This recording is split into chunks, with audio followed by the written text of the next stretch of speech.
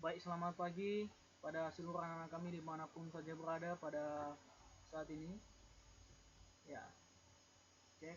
Ya, kita akan lanjutkan materi kita jika sebelumnya kita berbicara bagaimana terbentuknya Kepulauan Indonesia. Nah, sekarang kita akan melihat tentang manusia purba. Ya,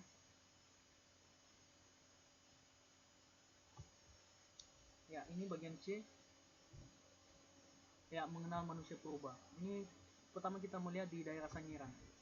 Beberapa temuan fosil di berbagai daerah di Indonesia itu membuat para peneliti dari luar itu tertarik melakukan penelitian di Indonesia. Salah satunya adalah daerah Sangiran. Sehingga nantinya Sangiran ini ditetapkan sebagai situs warisan budaya dunia oleh UNESCO karena di dalam daerah ini sering ditemukan fosil-fosil manusia purba.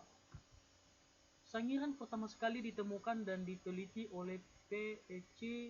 Skimuling tahun 1864. Eugene de Bois juga pernah datang di daerah ini, namun dia kurang tertarik karena temuan-temuan di daerah tersebut ya ada yang ganjil ya menurut dia.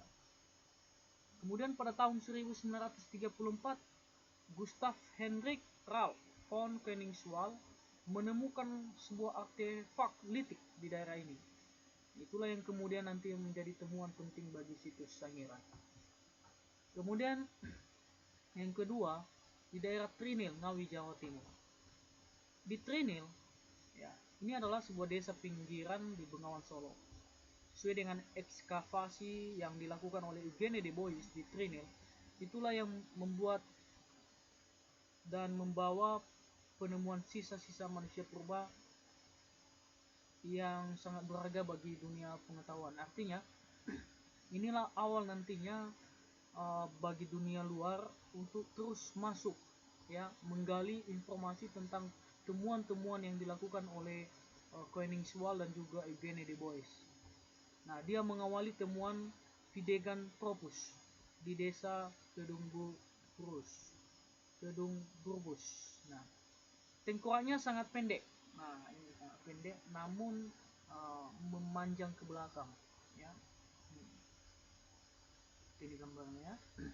Kemudian volume otaknya sekitar 900 cc di antara otak kera dan otak manusia. Tulang keningnya sangat menonjol menandakan bahwa otaknya masih belum berkembang ya. Nah, jenis-jenis manusia purba yang pernah hidup di zaman praaksara kita akan melihat. Yang pertama, manusia purba jenis Meganthropus. Jenis manusia purba ini ditemukan dan diteliti oleh von Koenigswald di Sangiran pada tahun 1936 sampai 1941. Fosil manusia ini berukuran besar. Dari hasil rekonstruksi, para ahli menamakannya Meganthropus palaeojavanicus, artinya manusia raksasa dari Jawa. Nah, jenis manusia purba ini memiliki ciri rahang yang kuat dan badannya yang tegap, badan tegap ya, dan diperkirakan manusia ini memakan tumbuh-tumbuhan. Dan masa hidupnya diperkirakan pada zaman Pleistosen awal. Ini ya, gambar Meganthropus. Nah, kedua, jenis Pithecanthropus. Ini Pithecanthropus. Jenis manusia ini didasarkan pada penelitian Eugene de Bois tahun 1890 di dekat Trinil, Bengawan Solo. Setelah direkonstruksi, terlihat tanda-tanda mirip kera. Oleh karena itu, jenis ini dinamakan Pithecanthropus erectus. Artinya manusia kera yang berjalan tegak. Nah, jenis ini ditemukan di Mojokerto, sehingga disebut Pithecanthropus mojokertensis. Diperkirakan jenis manusia ini hidup dan berkembang di zaman Pleistosen Tengah. Kemudian yang ketiga, manusia jenis Homo. Nah, fosil jenis manusia ini ditemukan oleh von Renconten di daerah Wajak. Penelitian dilanjutkan oleh Eugene de Bois bersama kawan-kawannya. Mereka menyimpulkan bahwa ini adalah jenis Homo. Ciri-ciri manusia Homo ini, muka lebar, hidung dan mulutnya itu menonjol. Bentuk fisiknya tidak jauh berbeda dengan manusia sekarang. Hidup dan perkembangannya manusia ini diperkirakan hidup pada 40.000 sampai 25.000 tahun yang lalu. Tempat penyebarannya tidak jauh dari Kepulauan Indonesia, tidak hanya di sini, juga ada penyebarannya di Filipina, ada di Cina Selatan, ya. Makanya itu nanti yang menimbulkan asal usul nenek moyang bangsa Indonesia. Kita akan nanti melihat ke depan.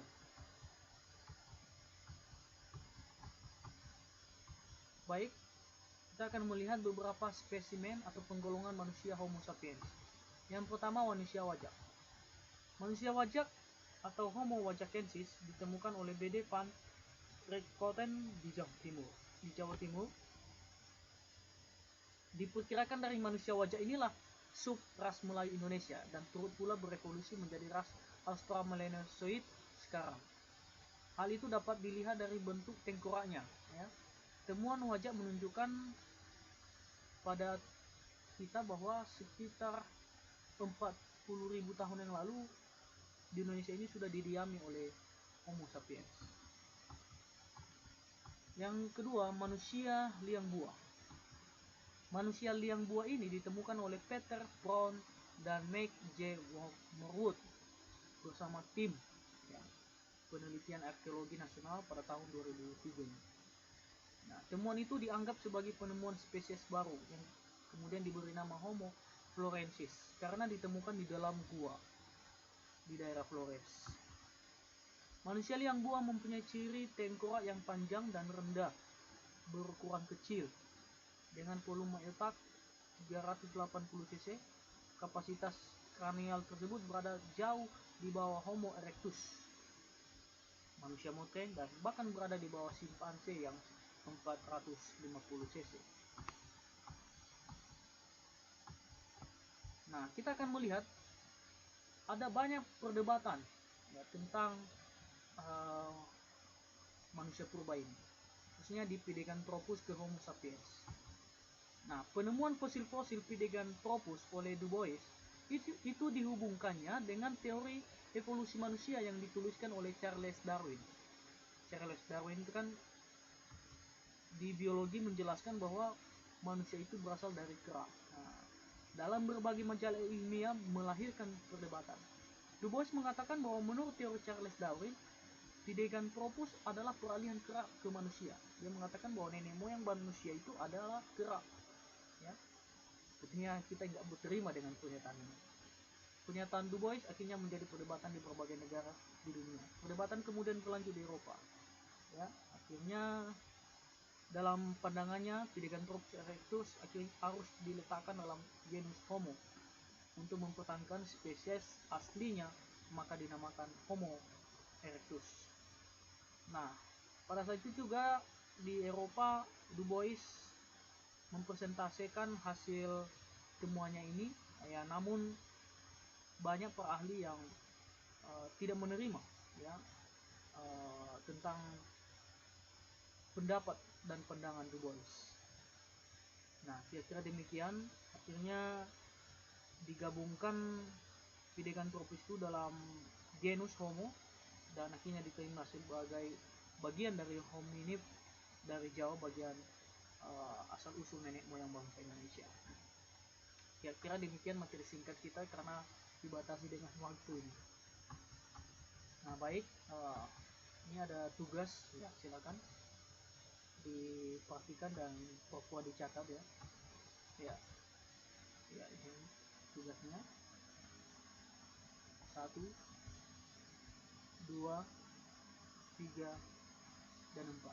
Ya, demikian materi kita pada saat ini. Semoga anak-anak kami bisa mengikuti.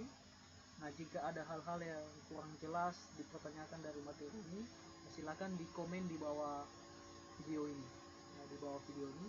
Kemudian yang baru pertama sekali, silakan dilihat dulu subscribe di atas yang warna merah, silakan diklik dan di like juga. Demikian, selamat pagi, salam sehat, merdeka.